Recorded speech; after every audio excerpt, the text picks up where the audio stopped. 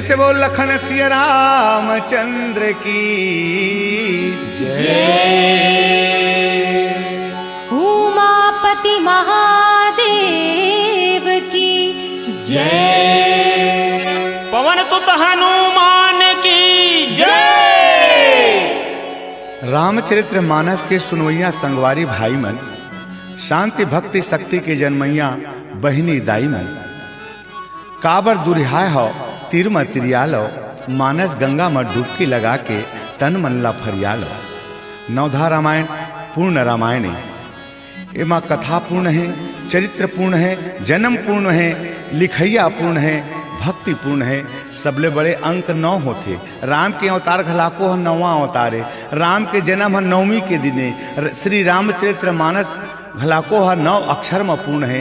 गोस्वामी तुलसीदास जी के ये शब्द अक्षर घलाको ह पूर्ण है। एमा भक्ति भी 9वां भक्ति बताए गए है। एक सेतिर नवधा रामायण बहुत ध्यान और मगन होकर सुने के रामायण है। यही में है केवट, यही में है सबरी, यही में है मारिच रावण, कहना थोड़े समझना ज्यादा, गावत हम नवधा रामायण। गए बात गणपत के, बने बात संपत के, रहे बात राघव के, तो कहे बात माधव के। मुहला करू झनकर, नाम है लड्डू, मुंह तो खोल, टप ले पाबे गप ले खाबे, प्रेम से जयकारा बोल, बोल श्यावर रामचंद्र की जय। बिन पानी के तरिया बिरथा, बिन रुखवा के छाँव, बिन तुलसी के चौराया बिरथा, बिन मुखिया के गाँव। बिना कर्म के धर्म बिरथा, बिना भजन के भाव, बिन भक्ति के मिले न मुक्ति, भजले रे श्री राम।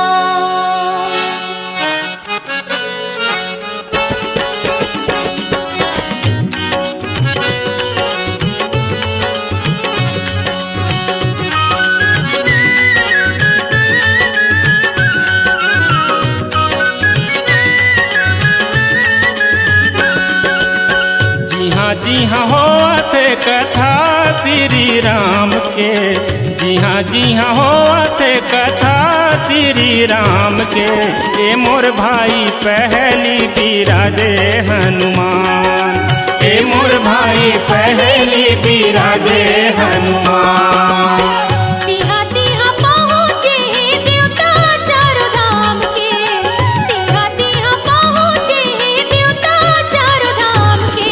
धन धन तुलसी कथा लाते लिखे भगवान के, धन धन तुलसी कथा लाते लिखे भगवान के।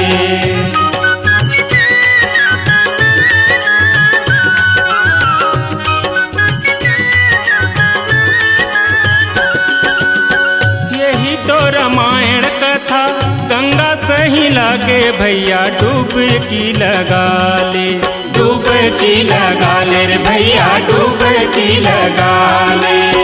अमृत धारा बोहे अमृत लागे भैया, झूला जुड़ा ले, झूला जुड़ा ले रे भैया, झूला जुड़ा ले। बड़े बड़े ऋषि मुनि करे गुणगान हो, बड़े बड़े ऋषि मुनि करे गुणगान हो। धन धन तुलसी कथा लाते लिखे भगवान के, धन धन तुलसी कथा लाते लिखे भगवान के।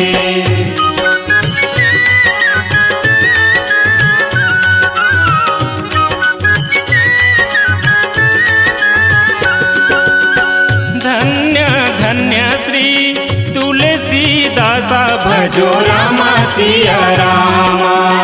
जगहित रामा यण रच राखा, भजो रामा सिया रामा। श्री रामायण स्वर्ग निसैनी, भजो रामा सिया रामा। भक्त जनन कहा सिया रामा। जी हाँ होवत कथा श्री राम के, जी हाँ होवत कथा श्री राम के। ए मोर भाई पहली बिराजे हनुमान, धन धन तुलसी कथा लाके लिखे भगवान जी, धन धन तुलसी कथा लाके लिखे भगवान के। धन्य धन्य श्री तुलसीदासा, जगहित रामायण रचि राखा। भगवान श्री रामचंद्र जी की परम पावन कथा के सानिध्य में आप हम सब विराजमान हैं भैया। संत शिरोमणि भक्ति भावना के पारसमणि श्री संत गोस्वामी तुलसीदास जी के रामचरित्र बड़ा महान है। ओकर कथा महान है, ओकर लिखैया महान है, ओकर सुनैया महान है। ये हमरे भर देश के बात नो है, ये दुनिया जहान में सबो जगह तुलसी के कथा के बखान है। तय छूट झन जाबे भैया, तय भजबे तभे तो पाबे, तय खाबे तभे तो तोर पेट भरही, तय जन्मबे तो ही है तो मरबे। चार चीज ला खुद करेला पड़थे भैया, जन्म ला, मरण ला, भोजन ला और पूजन ला। मोर बदला तय भोजन कर ले, मोर बदला तय मर जा, मोर बदला तय खा ले, यह नहीं चला, ये ला खुद ला करेला पड़थे। एकर से तीर सबके सब अपन अपन भावना से, अपन अपन विचार से, अपन अपन भक्ति से भगवान श्री रामचंद्र जी के तुलसी के कथा ला गाओ, सुनाओ, स्मरण करो, औला धराओ, सबके सब जय जयकारा बोलाओ। बोल श्यावर रामचंद्र की कमल जैसे कोमल हवे, नील जैसे रंग, राम भरत दोनों भैया के एक किस्म के अंग। लक्ष्मण और शत्रुघ्न के सोना जैसे तन, अवधपुरी के राज दुलरुआ मोहे सब के मन।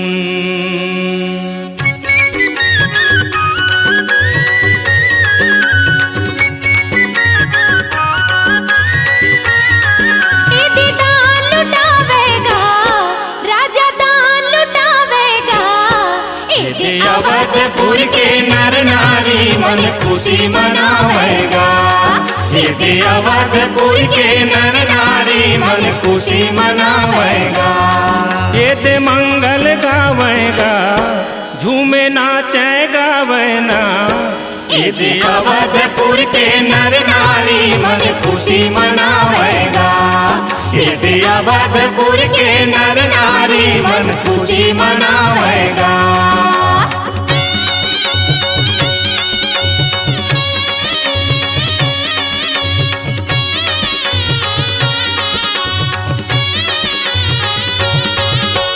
ढोल नगारा बाजे दमादम बाजे आनंद बधाई, फूल बरसावे देवता मन, जय जय चारों भाई, अरे जय जय चारों भाई।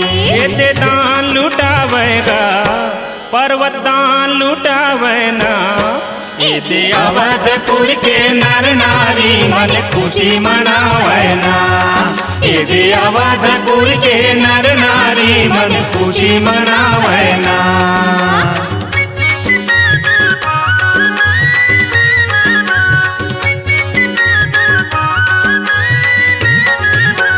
बिंद बिंद मिली चली लोगाई, रामा भजो सिया रामा, सहज सिंगार की उठी धाई, रामा भजो सिया रामा। सर्वस दान दिन सब काहू, रामा भजो सिया रामा, जेहि पावा राखा नहीं ताहू, रामा भजो सिया रामा।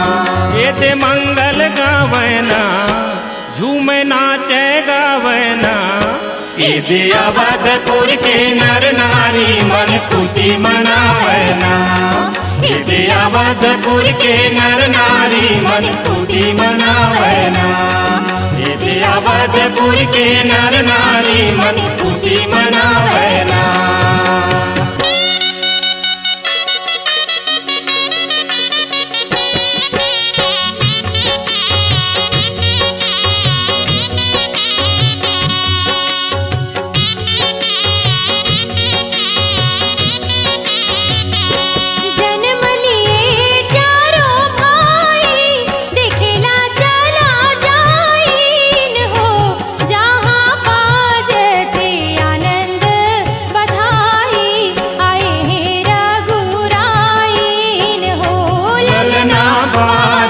थे आनंद बधाई, प्रगटे रघुराई न हो।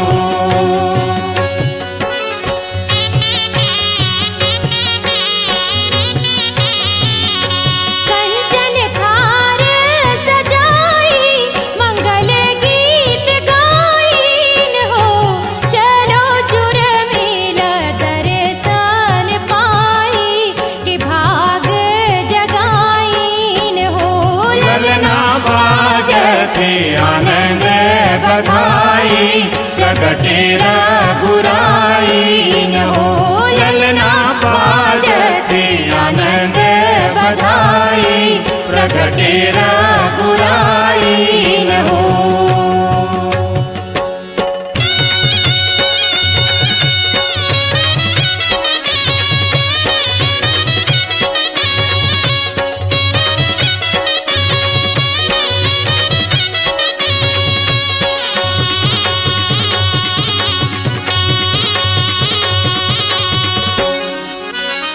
बृंद बृंद मिली चली लोगाई, सहज सिंगार किए उठी धाई।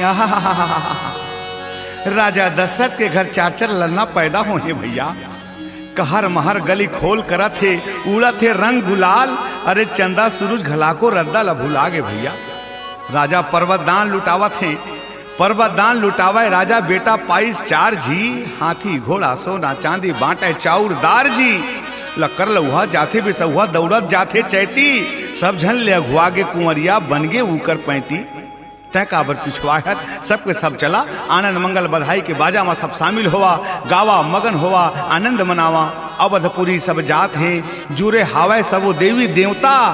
दशरथ राजा घर छठी हुआ थे, सबके हे न्योता। जेन अघुआही मजा उड़ाही, काके ढूढ़ी लखाही, जेन पोछवाही हाथ रम जाही, मुड़ धर के पछताही। ये राजा दशरथ के घर लइका नहीं हो हे भैया, ये तोरो घर लइका हो हे, मोरो घर लइका हो हे, ए घर में लइका हो हे, वो घर में लइका हो हे। एक जन्म होले हमर जिंदगी जुड़ाही, हमर सबके नैया पार हो जाही, सबके यही रखवारी करही, यही सब जिंदगी के सुख लदेही। एक से तीर भगवान जन्म लेकर के हमर सबके जिंदगी ला उबारे बर हमर मन के जीवन में आए हैं भैया। ना आरा ना पारा, मुंह में काबर लगाए तारा। राम जन्म के बधाई है, प्रेम से बोलो जयकारा। बोल दे चारों ललना की जय।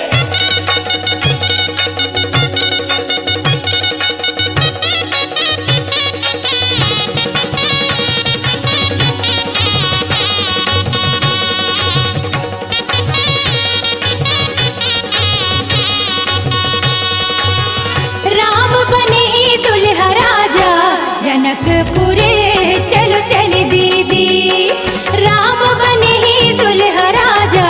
जनकपुरे चलो चल दीदी, सीता बने ही दुल्हनिया। दिखला जाबो चल चली भाई, सीता बने हे दुल्हनिया। दिखला जाबो चल चली भाई।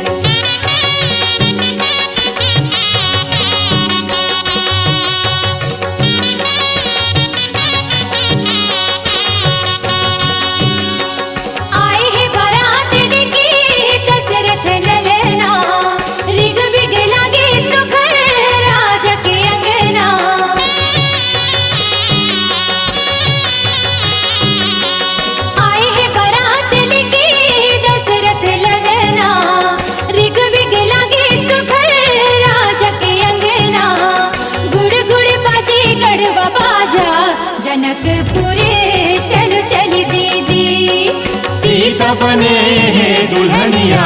दिखला जाबो चल चली भाई।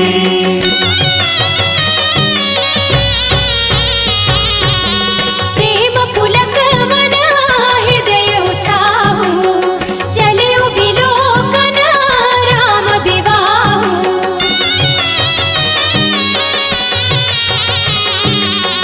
बाजहि बाजन विविध प्रकारा, नभरु नगर सो मंगल चारा। गुड़ गुड़ बाजे गढ़वा बाज,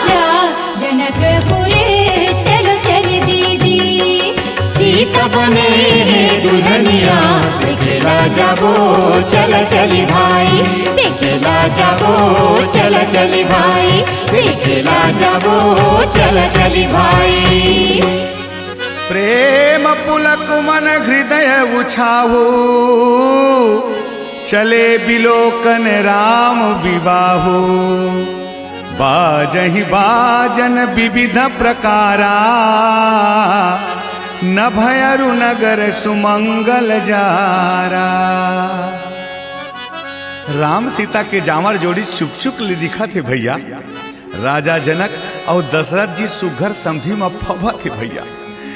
देखेला चला जाबो बिहाव चौक खूट मा राम सीता के बिहावला तो देखबे करबो लखन भरत शत्रुघ्न के बिहावला देखे बर पाबो मुफ्त मा काबर भुलाए हत नहीं देखे हथत का चल बिहावला देखे बा जाबो नहीं तो ये जीवरा हर छूट जाही और बिहावला देखे ला नहीं पाबो। कहे भी हमें जब स्टेशन में जाबे तो सब कोई काय कहते गाड़ी है छूट गए। अरे गाड़ी है नहीं छूटे भैया तय छूट गए है गाड़ी तो चल दिस ऐसने ये बर बिहाव है तो आघू ले निकल जाही और तय छूट जाबे अब बिहावला देखे नहीं पाबे मजा ले नहीं पाबे। प्रेम से जयकारा बोलाओ बोल सियावर रामचंद्र की जय।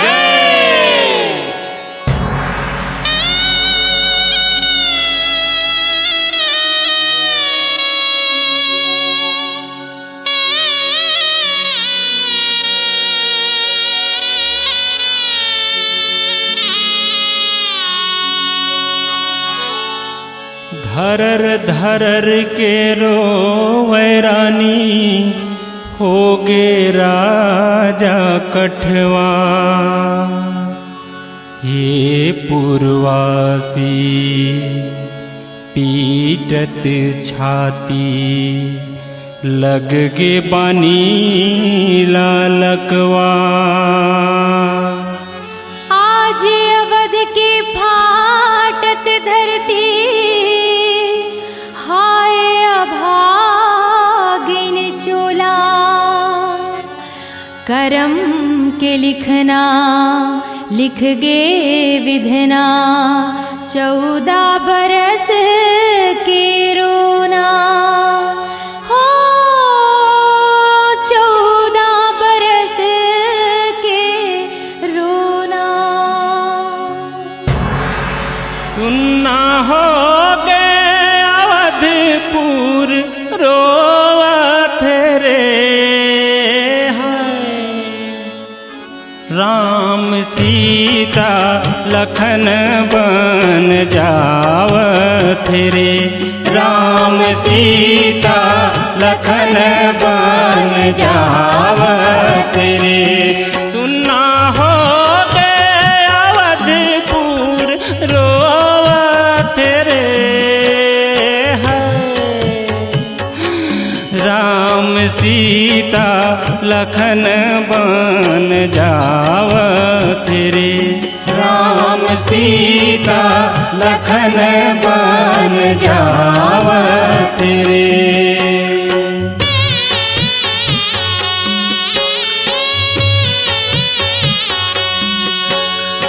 राम राजा हो ही कही के मन हमर कुल के का रचना रचे भगवान। सिसक सिसक रोवे माता कौशल्या दशरथ की छूटा थी परान। हमें नहीं तो थमावे आंसू डर थे राम सीता लखन बन जावत रे राम सीता लखन बन जावत रे।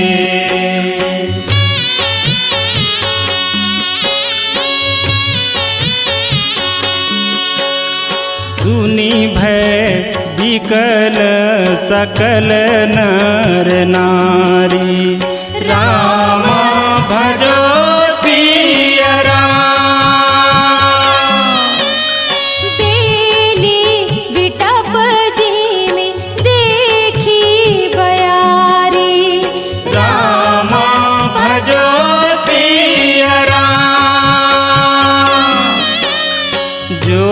जहाँ सुनई धुनई सिर सोई। राम भजो सिया राम। बड़वी शाद नहीं धीरज होई। राम भजो सिया राम।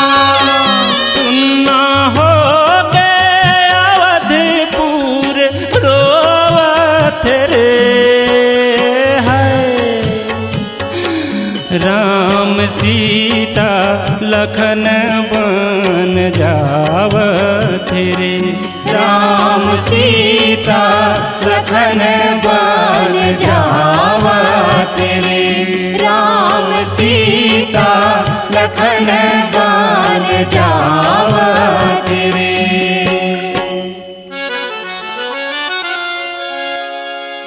सुनि भय बिकल सकल नर नारी बेली बिटप जिमी देख बयारी। जो जहाँ सुनई धुनई सिर सोई बड़ विषाद नहीं धीरज होई। भैया जिंदगी के गति काल के मति ल कोनो नहीं जान सके। अवधपुर में छाए रहे आनंद मंगल का कर्म के गति आइस के राम निकल गए जंगल। राम वनवास जाए कि जब नर नारी मल्ला पता लगिस तो नगर के नर नारी व्याकुल हो गए। जिंदगी के सिंगवारी व्याकुल हो गए। सबो महतारी व्याकुल हो गए। अवधपुरी के घर द्वारी व्याकुल हो गए। राम राजा हो ही कह के पुलकत रहे। नर नारी खोल अंगना पुलकत रहे। पिता आज्ञा माँ राम बन निकल गए। कोनो रथ ला रोकत हैं, कोनो राम सीता ला जाए बर बरजत हैं। महल मिथरी दशरथ के प्राण छूटत थे। भैया का हो ही कैसे हो ही कह के मन में गुने लागत हैं।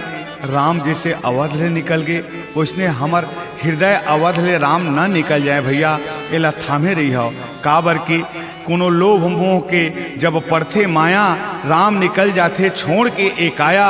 हृदय अवध म 10 इंद्री है दशरथ लोभ मोह के कई मंथरा जब तन ला देथे मत तब हृदय अवध ले राम निकल जाते। तब जीवरा राम दरस पाए बर व्याकुल हो जाते। राम के भजन लगाहा तन मन में ध्यान लगाहा। एक बार जय जयकारा बोलिया बोल श्यावर रामचंद्र की।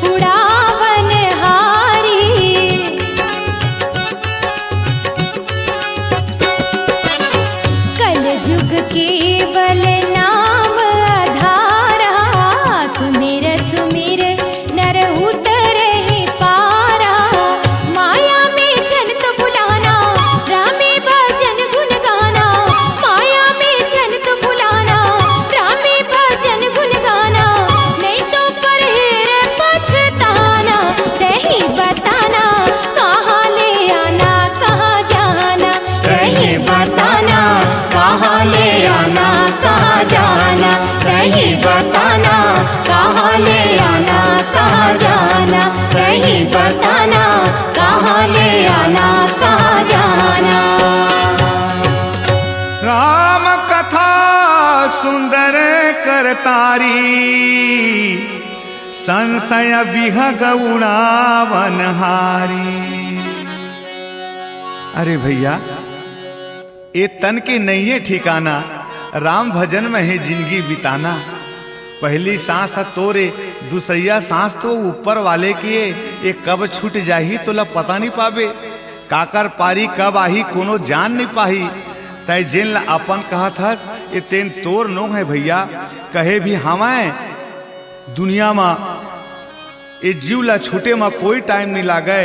संझा नहीं तो मुधियार ले, मझनिया नहीं तो भिनसार ले, चोला ला तुर ले जाही भजन बिना यम के द्वार ले, खेत नहीं तो खार ले, घर नहीं तो कोठार ले जाही तो ला एक दिन हटरी नहीं तो बाजार ले, सर्दी खांसी डकार ले, पेट पीरी नहीं तो आजार ले, कई ठन लेगे के रद्दा है जर नहीं तो बुखार ले, मंगल नहीं तो बुधवार ले, बृहस्पति नहीं तो शुक्रवार ले, कौन दिना तैला जायला पर ही शनिचर नहीं तो इतवार ले, त सोच ले विचार ले बाकी ला विसार ले, राम भजन लगा के संगवारी अपन चोला ला उबार ले। एक से तिर मैं कहा था राम भजन लगा ले और राम भजन लगा के अपन नैया पार लगा ले। ये जिंदगी के नहीं है ठिकाना, एकर मोल न तोल और राम नाम ही हवा सहारा भैया। प्रेम से जयकारा बोल बोल श्यावर रामचंद्र की जय।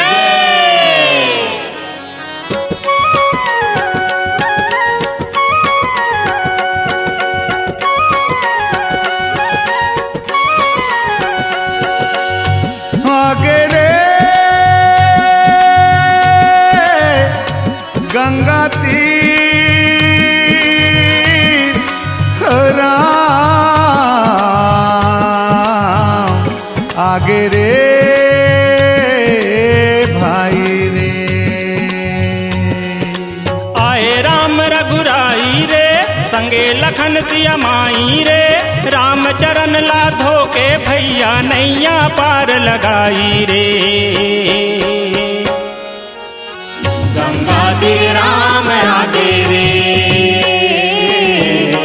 गंगा तीर राम आगे रे, हाय रे गंगा तीर राम आगे रे, गंगा तीर राम आगे रे।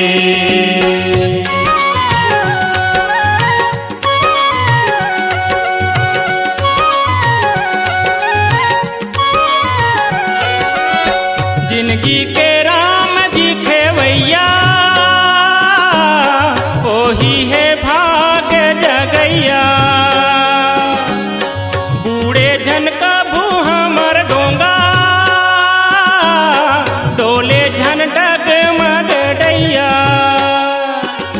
पापी चोला तरही रे दीपक के दिन तरही रे, राम चरण ला धोके भैया नैया पार लगाई रे।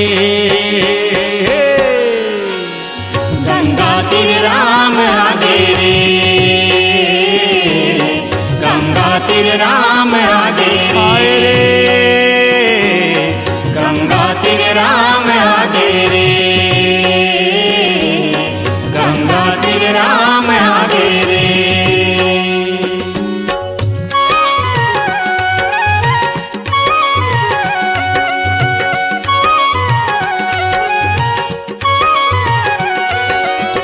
राम राजाय तू आय तू पावा, पानी कठाता भरी ले आवा, नाथ आज मैं काह न पावा, मीटे दोष दुखदारी दावा, पापी चोला तरही रे दीपक के दिन तरही रे, राम चरण ला धोके भैया नैया पार लगाई रे। गंगा तीर राम आगे रे, गंगा तीर राम आगे रे, गंगा तीर राम आगे रे, गंगा तीर राम आगे रे। राम रजायस आयस पावा, पानी कठवता भर ले आवा। गंगा पार कराने वाला केवट के द्वारी, भवसागर पार कराने वाला भगवान श्री रामचंद्र जी स्वयं चल के आगे भैया। केवट के भाग खुल गए। भगवान श्री रामचंद्र जी के आज्ञा हो इसके केवट मोर पाँव धो ले, और पाँव धो करके मोला गंगा पार करा दे। तो केवट के हिस्म अकेला तो पाँव नहीं धो स्वामी, मैं अपन घर परिवार पुरखा पीतर सब ला पार उतारिया। तो रामचरण ला धो के अपन जिंदगी के भवसागर पार लगा। धन्य मोर भाग। और अपन घर के संगवारी मल्ला हूत कराइस, आवाज दिस, दौड़ा दौड़ा भगवान श्री रामचंद्र जी आज हमर दुआरी आहे। सब दौड़ के भगवान रामचंद्र जी के दर्शन करा, ओकर चरण ला धो के अपन नैया पार करावा।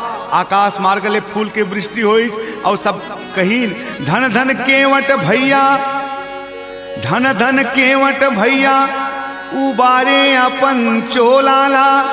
केवट संग्राम चरण ला धोके एक बार जयकारा ला बोलावा। बोल दे लखन श्री रामचंद्र की अरे सत्संग नहीं करे सकजता कोनो लतंग झनकर, सम के बुताए ल नहीं जानस्ता भंग भंग ले झनबर। स्वार्थ के संगत धर के रावण पहुँचे मारीच घर, बन जा मामा कपटी मिर्गा आज लाओ सीता लाहर।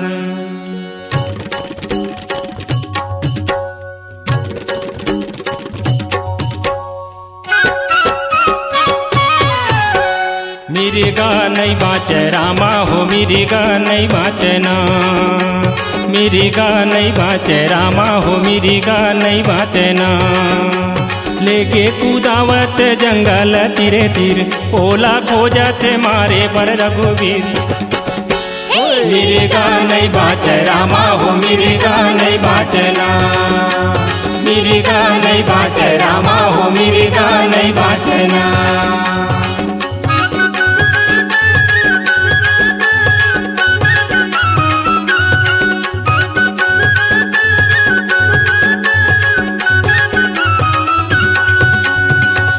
के मिर्गा हो ये दे भागत ये दे दौड़त मिर्गा हो, कपटी है निमगा हो ये दे लुकत ये दे छुपत मिर्गा हो। मिर्गा नहीं बाँचे रामा हो, मिर्गा नहीं बाँचना, मिर्गा नहीं बाँचे रामा हो, मिर्गा नहीं बाँचना।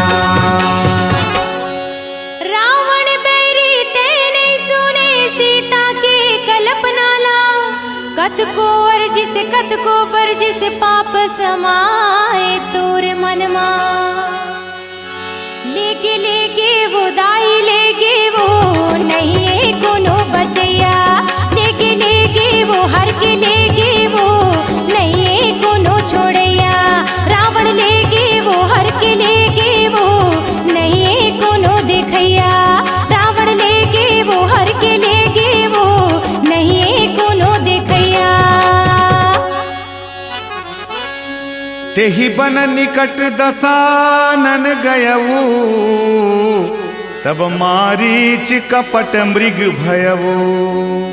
सीता के बिलाप सुनि भारी, भयऊ चराचर जीव दुखारी। सत्संग के असर भारी होते भैया। रावण के संगत में मारीच मर गे। रावण राम सो तपिस, ओकर बर वह खपिस। दुनिया में आनो के चीज ला वह अपन चीज का है। मोर ला मोर, तोर ला तोर, ये समझने जानने वाला आदमी ही दुनिया में जिए सकते हैं भैया। पहले के समय रहे तो तोर हा तोरे और मोर हा घलाको तोरे। ओकर बाद जमाना आइस भैया, तोर हा तोरे मोर हा मोरे। अब तो इतना जमाना आगे भैया, मोर हा मोरे और तोरो हा मोरे। ऐसे जमाना आगे ते दुनिया में चीज ला बना के सोच के समझ के राम भजन में मन ला लगा के सत्संग में एकर लाभ लेकर के जिंदगी की मजा लेना चाहिए भैया। एक बार जय जयकारा बोलाओ, बोल सियावर रामचंद्र की जय। धन धन लाला अंजनी के सिंदूर तोर सिंगार, राम नाम के मुंदिरी धर के करत सागर पार।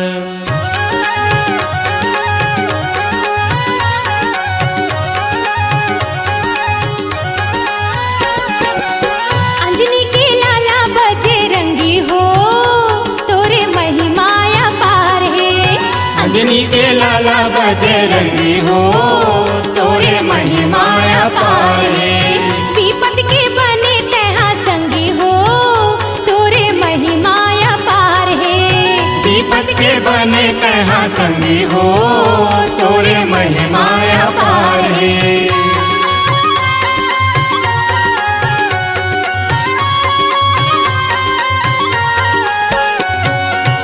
लंकापुर जाके सिया सुधिलाए, जय महावीर तहा लंका जराए। लंकापुर जाके सिया सुधिलाए, जय महावीर तहा लंका जराए। लक्ष्मण के प्राण बचाए हो, तोरे महिमाया पार है। अंजनी के लाला बजरंगी हो, तोरे महिमाया पार है।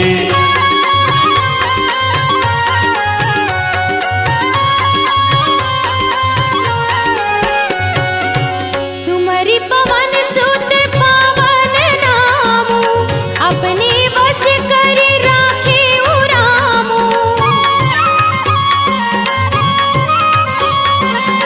दीन दयाल विरद संभारी, हरहु नाथ मम संकट भारी। लंका मम चे हाहाकार हो, तोरे महिमाया पार है। अंजनी के लाला बजरंगी हो, तोरे महिमाया पार है। विपद के बने तहाँ संगी हो, तोरे महिमाया पार है।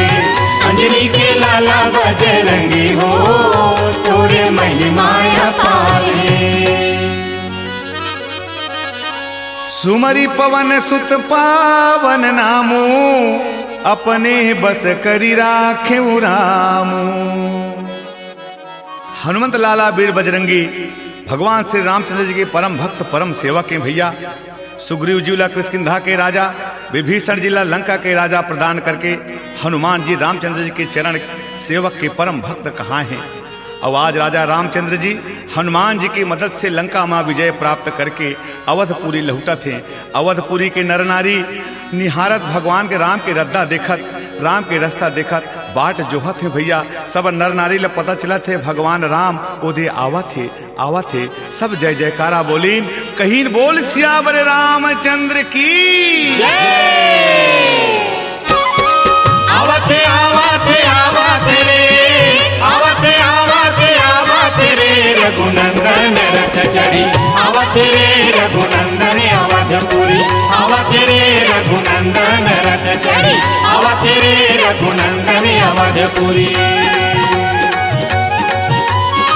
जय जय जय सब देव करत है, नभ से देव सुमन बरसत है। राम लखन सिया की